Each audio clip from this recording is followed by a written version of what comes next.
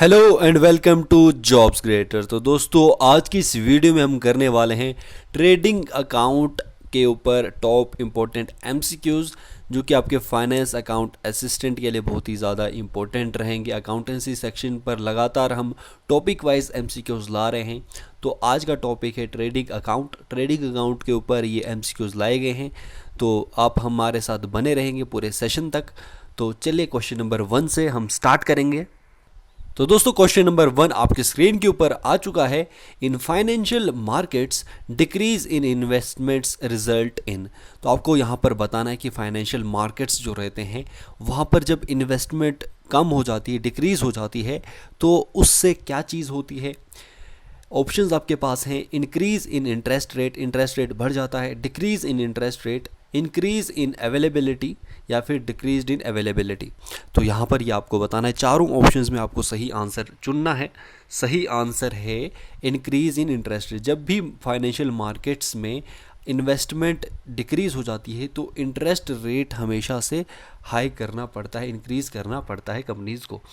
यहाँ पर अब अगले क्वेश्चन की तरफ मूव करते हैं, क्वेश्चन नंबर 2 की तरफ। Bonds that are considered as junk bonds are termed as higher yield are classified as. ऐसे बॉन्ड्स जिनको as a junk bonds consider किया जाता है और इनको हायर यील्ड से टर्म किया जाता है, वो किस में क्लासीफाई होते हैं। एक्सपेंशन डिबेंचर्स, प्रीमियम डिबेंचर्स, सब ऑर्डिनेटेड डिबेंचर्स, या फिर ऑर्डिनेट डिबेंचर्स।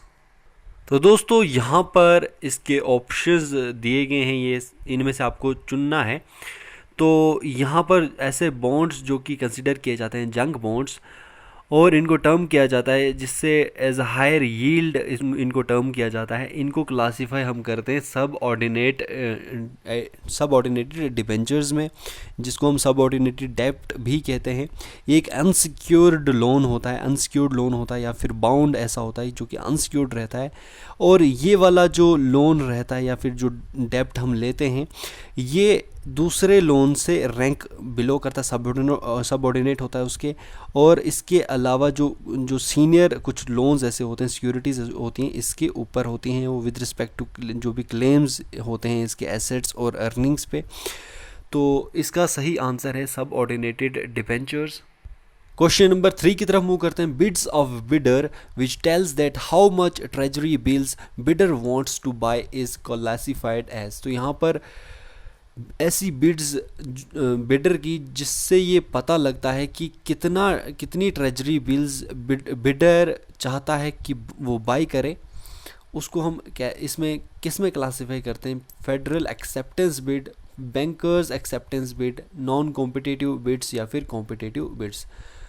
तो यहाँ पर आपको बताना है कि ऐसी बिड्स बिडर की जो कि बताती हैं कि कितनी ट्रेजरी बिल्स बिडर को ख़रीदनी है, तो वो किस में क्लासीफाई की जाती हैं वो आपको बताना है। चारों ऑप्शंस आपको दिए गए थे।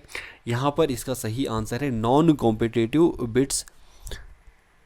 तो दोस्तों नॉन कॉम्पिटिटिव बिड्स ऐसी बिड्स होती हैं जिसमें बिडर पार्टिसिपेट करता है ऑक्शंस में ऑफ जो डेटेड गवर्नमेंट सिक्योरिटीज़ के ऑक्शंस में ये पार्टिसिपेट कर सकता है, जिसमें इसको कोई भी कोट नहीं देना पड़ता है, कोई भी प्राइस यील्ड जो है वो इसको नहीं बताना पड़ता है बिड में। तो एक इसमें बिल्कुल कोई ये नॉन कॉम्पिटिटिव बिड रहती है। अगले क्वेश्चन की तरफ मूव करते हैं, question number 4। Type of trading member who takes position every day and also liquidate it on the same day is classified as. तो ट्रेडिंग मेंबर, ऐसा ट्रेडिंग मेंबर का टाइप आपको बताना है जो कि हर रोज़ अपनी पोजीशन लेता है और साथ ही साथ उसको लिक्विडेट भी करता है उसी दिन। उसको हम किस में क्लासिफाई करते हैं। Day traders, broker traders, non position traders, या फिर कमर्शियल ट्रेडर्स। तो इसको हम क्लासिफाई करते हैं एज अ डे ट्रेडर्स। तो दोस्तों जो डे ट्रेडर्स होते हैं, ये ऐसे ट्रेडर्स होते हैं, ये क्या करते हैं, ये एग्जीक्यूट करते हैं बहुत सारा जो वॉल्यूम होता है, शॉर्ट और लॉन्ग टर्म ट्रेड्स जो भी रहते हैं उनके ऊपर एग्जीक्यूट करते हैं और ये कैपिटलाइज करते हैं कि पूरे मार्केट का जो एक्शन चल रहा होता है उस इंट्राडे उस दिन में, उसको ये कैपिटलाइज करते हैं और एग्जीक्यूट करते हैं उस जो लंबा जो वॉल्यूम होता है ट्रेड्स का, शॉर्ट टर्म या फिर लॉन्ग टर्म ट्रेड्स जो होते हैं उनका, उसके बारे में इन्फो कलेक्ट करते हैं डे ट्रेडर्स। तो इसका सही आंसर है ए ऑप्शन। क्वेश्चन नंबर 5 की तरफ मूव करेंगे। Contract which gives rights to holders to sell or buy asset at specific time period rather than giving obligation is classified as। तो यहाँ पर आपको बताना है कि ऐसा कॉन्ट्रैक्ट जो कि राइट देता है होल्डर्स को ताकि वो सेल कर सके या फिर बाई कर सके एसेट को एट स्पेसिफिक टाइम पीरियड पे रेदर देन गिविंग ऑब्लिगेशन दिए बिना, उसको हम क्या उसमें किस में क्लासीफाई करते हैं? ऑप्शन कॉन्ट्रैक्ट, ऑब्लिगेटरी कॉन्ट्रैक्ट या फिर नॉन ऑब्लिगेटरी कॉन्ट्रैक्ट। तो दोस्तों इसको हम क्लासीफाई करते हैं एज एन ऑप्शन।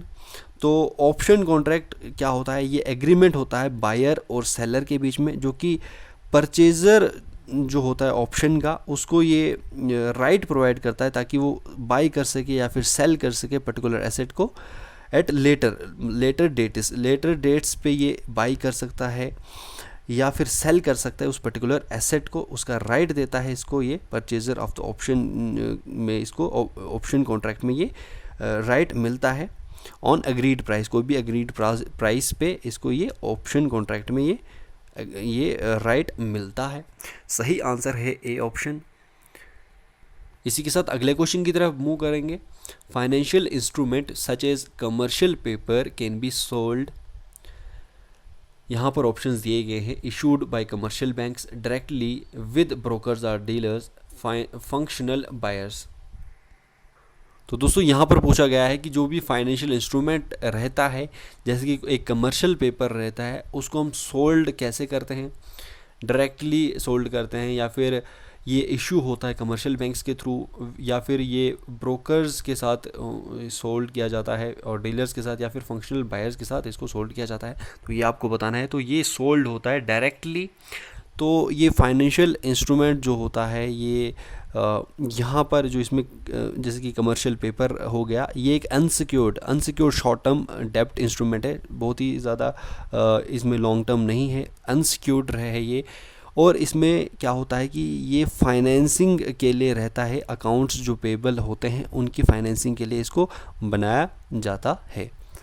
तो क्वेश्चन नंबर 7 की तरफ मूव करते हैं। क्वेश्चन नंबर 7 हमारे पास आ चुका है। Type of exchange members who place buying and selling from public are classified as. तो यहाँ पर आपको बताना है कि ऐसे एक्सचेंज मेंबर्स की टाइप आपको बतानी है जो कि बाइंग एंड सेलिंग को प्लेस करती है फ्रॉम पब्लिक से।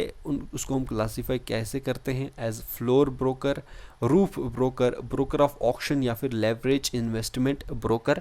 तो इसका आंसर आपको बताना है। सही आंसर है, इसको हम कहते हैं फ्लोर ब्रोकर।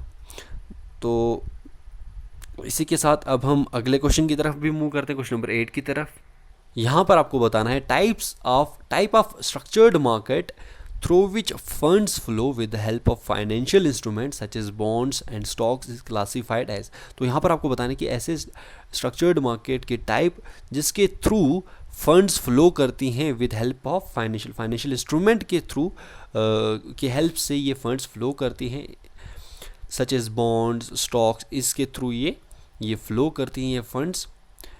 तो वो वाली स्ट्रक्चर्ड मार्केट कौन सी रहती है? Financial market, non financial markets, funds market या फिर फ्लो मार्केट। तो 8th क्वेश्चन का सही आंसर है फाइनेंशियल मार्केट्स। फाइनेंशियल मार्केट्स में ये होता है। तो यहाँ पर क्या होता है कि जो फाइनेंशियल मार्केट्स में यहाँ पर जो ट्रेडिंग होती है सिक्योरिटीज़ की, जिसमें इक्विटीज़ आती हैं, बॉन्ड्स आती हैं, करेंसीज आते हैं और ये जो डेरिवेटिव्स कुछ होते हैं इसके, वो सारे इस फाइनेंशियल मार्केट्स में आते हैं। तो ये एक ऐसा स्ट्रक्चर्ड मार्केट रहता है जिसमें फंड्स फ्लो करती हैं with help of financial instrument जैसे कि बॉन्ड्स, स्टॉक्स, इसके हेल्प से ये इसमें फंड्स फ्लो करती हैं इन फाइनेंशियल मार्केट्स। तो सही ऑप्शन है ए ऑप्शन। अगले क्वेश्चन की तरफ मूव करेंगे इसी के साथ, क्वेश्चन नंबर 9 की तरफ। अब यहाँ पर क्वेश्चन दिया गया है, if exercise price of an option is $360 and intrinsic value of an option is $160, then price of an underlying asset is। तो आपको यहाँ पर एक फॉर्मूला याद रखना है। जो अंडरलाइंग एसेट जब भी आप इसको निकालेंगे तो इसका फॉर्मूला होता है price of an underlying asset equal to exercise price of an option minus intrinsic value of an option. तो एक्सरसाइज प्राइस ऑफ उन ऑप्शन ये कितनी है, $360 है। तो इसको हमें माइनस करना है from intrinsic value of option. Intrinsic value of option कितनी दी है, ये दी है 160। तो यहाँ पर हम करेंगे 360 माइनस 160, तो हमारे पास क्या आ जाएगा, हमारे पास आ जाएगा अंडरलाइंग एसेट, जो कि आएगा हमारे पास 200। ए ऑप्शन इसका सही आंसर रहेगा। इसी के साथ अगले क्वेश्चन की तरफ मूव करते हैं, क्वेश्चन नंबर 10 की तरफ। Process of issuing treasury bills is classified as. Treasury bills को इशू करने की प्रोसेस को हम किस में क्लासीफाई करते हैं, treasury trading auction, treasury fund auction, treasury bills auction या फिर ट्रेजरी बिल्स ट्रांसफर। तो क्वेश्चन नंबर 10 का सही आंसर है treasury bills auction, C option इसका सही आंसर है। यहाँ पर क्या होता है, ट्रेजरी बिल्स ऑक्शन में ये बिल ऑक्शन पब्लिक होता है, पब्लिक ऑक्शन होता है ट्रेजरी बिल्स के लिए, जो कि वीकली होता है। अगर देखा जाए यूएस ट्रेजरी में ये ज़्यादातर ये पाया जाता है, ये ट्रेजरी बिल्स ऑक्शन किया जाता है यूएस में।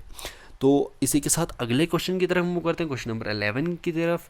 क्वेश्चन नंबर 11 हमारे पास है, for a particular security transaction, किसी भी सिक्योरिटी ट्रांजैक्शन, एक पर्टिकुलर सिक्योरिटी ट्रांजैक्शन के लिए agreement is classified as reverse repo. Agreement को एज क्लासिफाई किया गया है reverse repo with point of view of, point of view क्या रहेगा इसमें, security liability, security buyer, security seller या फिर सिक्योरिटी फंक्शन।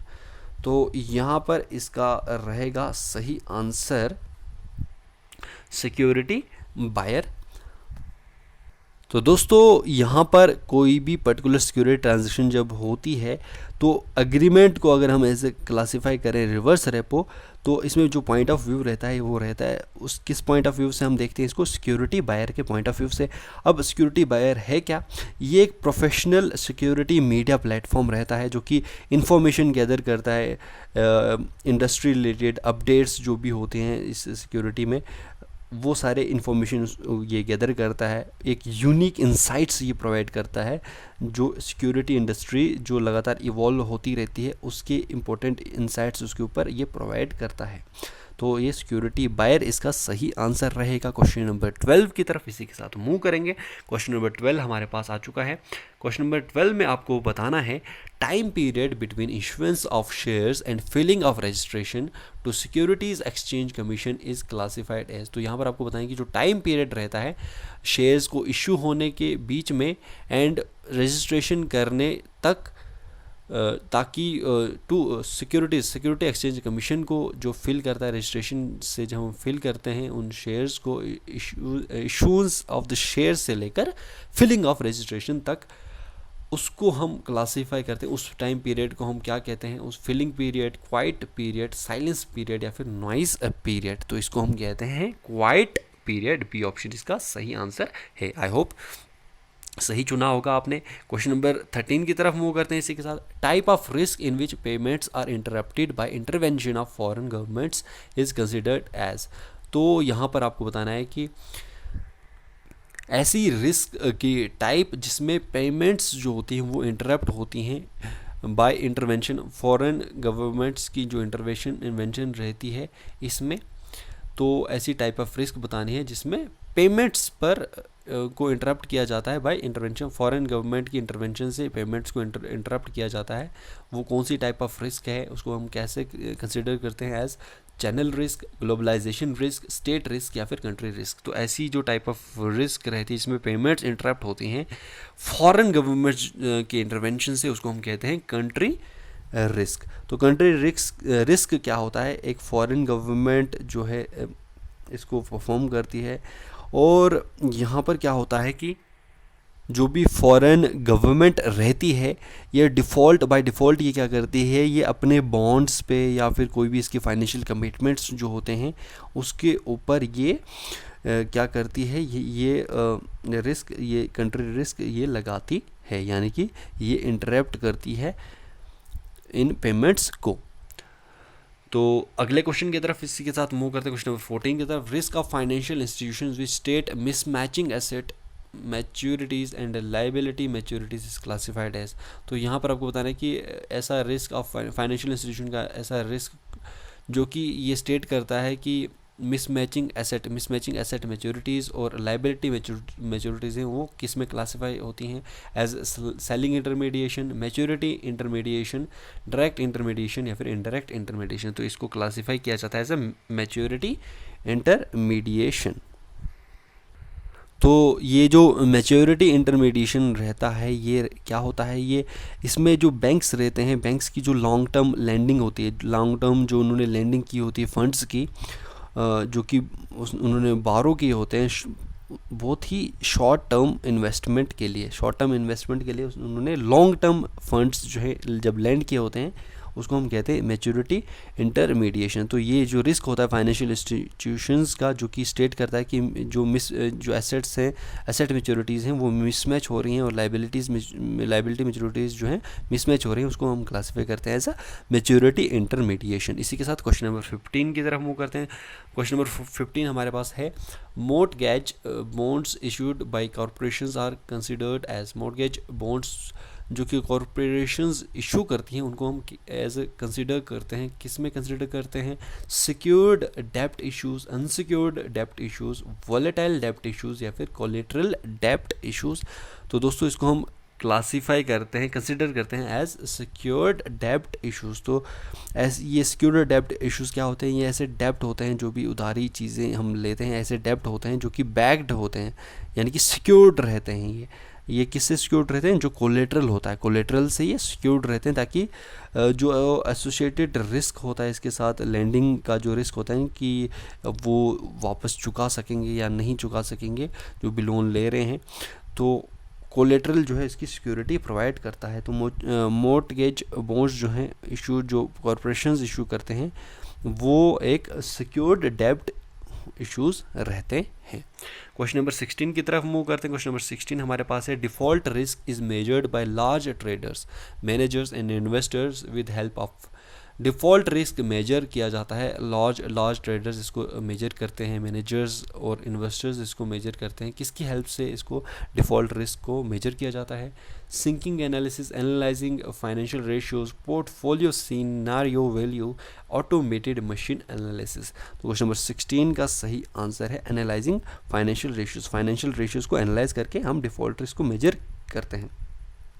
तो अब ये डिफ़ॉल्ट रिस्क होता क्या है, इसका सही आंसर बी ऑप्शन है, एनालाइजिंग फाइनेंशियल रेशियो।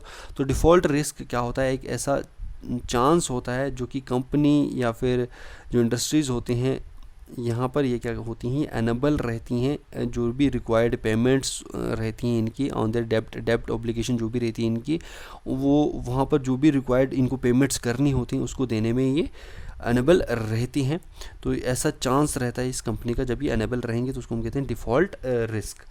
तो यहाँ पर इसका ये आंसर है, डिफ़ॉल्ट रिस्क ये मेजर किया जाता है, लार्ज ट्रेडर्स या मैनेजर्स, इन्वेस्टर्स इसको क्यों ये मेजर करते हैं, ताकि वो फाइनेंशियल रेशियोज़ को एनालाइज कर सकें, यानी कि कोई भी रिस्क जो है वो ना रहे, उसके लिए इसको हम मेजर किया जाता है। तो इसी के साथ अब अगले क्वेश्चन की तरफ मूव करते हैं, क्वेश्चन नंबर 17 की तरफ। क्वेश्चन नंबर 17 हमारे पास आ चुका है। यहाँ पर पूछा गया है, submitted bids in treasury bills auction consist of types which are. Submitted जो बिड्स रहते हैं ट्रेजरी बिल्स ऑक्शन में, इसमें किस टाइप्स को ये कंसिस्ट करता है, जो कि कॉम्पिटिटिव बिड्स होती हैं, नॉन कॉम्पिटिटिव बिड्स होती हैं, ट्रेजरी बिड्स या फिर बोथ ए एंड बी। तो इसका आएगा answer both A and B, competitive bids भी होती हैं इसमें और नॉन कॉम्पिटिटिव बिड्स भी इसमें रहती हैं। तो इसी के साथ अगले क्वेश्चन की तरफ मूव करते हैं। Question number 18, type of rating which all credit rating agencies do not consider is classified as. तो ऐसी टाइप ऑफ रेटिंग्स आपको बतानी है जिसमें जो सारी क्रेडिट रेटिंग एजेंसीज जो रहती है, क्रेडिट को जो रेट करता है एजेंसीज, वो कंसीडर नहीं करती हैं, उसको हम क्लासीफाई करते हैं split rating, sinking rating, automated rating या फिर फ्लोटिंग रेटिंग। तो इसको क्लासीफाई किया जाता है as a split rating. Split rating क्या रहता है, ये रहता है सेम बॉन्ड रेटेड जो डिफरेंटली रेट होते हैं रेटिंग एजेंसीज से, इसको हम कहते हैं स्प्लिट रेटिंग। इसी के साथ अगले क्वेश्चन की तरफ मूव करते हैं। Question number 19, promised payments on euro bonds will be paid in. जो यूरो बॉन्ड्स में जो पेमेंट्स प्रोमिस किए गए होते हैं वो किस में पे होते हैं, currency of denomination, currency of the home country, currency of the Australia या फिर currency of the local market. तो ये डिनोमिनेशन जो भी करेंसी रहती है उसमें ही ये यूरो बॉन्ड्स पे किए जाते हैं। अगले क्वेश्चन की तरफ मूव करते हैं। हमारा इस सेशन का आखिरी क्वेश्चन आ चुका है इस सेशन का। Euro bonds are issued by financial firms to. Euro bonds किस लिए इशू होते हैं, फाइनेंशियल फर्म्स किस लिए इशू करते हैं, ताकि वो अवॉइड कर सकें टैक्सेस को, या फिर अवॉइड कर सकें इंटरेस्ट हाइक को, या फिर अवॉइड कर सकें हाई फ्लोटिंग रेट को, या अवॉइड कर सकें पोर्टफोलियो इश्यूज़ को। तो यूरो बॉन्ड्स इसलिए इशू करते हैं फाइनेंशियल फर्म्स ताकि वो जो टैक्सेस इन पे लगे उनको अवॉइड कर सकें। तो क्वेश्चन नंबर 20 का ए ऑप्शन सही है। तो दोस्तों ये थी हमारी आज की वीडियो जो कि ट्रेडिंग अकाउंट पर बेस्ड थी। 20 इंपॉर्टेंट क्वेश्चंस। आपको कुछ अगर इन्फॉर्मेशन अच्छी लगी है तो वीडियो को आप लाइक कर सकते हैं, चैनल को आप सब्सक्राइब करेंगे और वीडियो को ज़्यादा से ज़्यादा शेयर कीजिए। और अगर यहाँ पर आपको पीडीएफ चाहिए तो टेलीग्राम चैनल ज्वाइन कर लीजिए, वहाँ पर आपको इसका पीडीएफ भी मिल जाएगा। हर एक जो टॉपिक वाइज एमसीक्यूज अकाउंटेंसी पे चल रहे हैं हर एक का आपको पीडीएफ वहाँ पर मिल जाएगा। तो फिलहाल इस वीडियो में इतना ही, मिलते हैं अब अगली वीडियो में, तब तक के लिए बाय बाय, जय हिंद।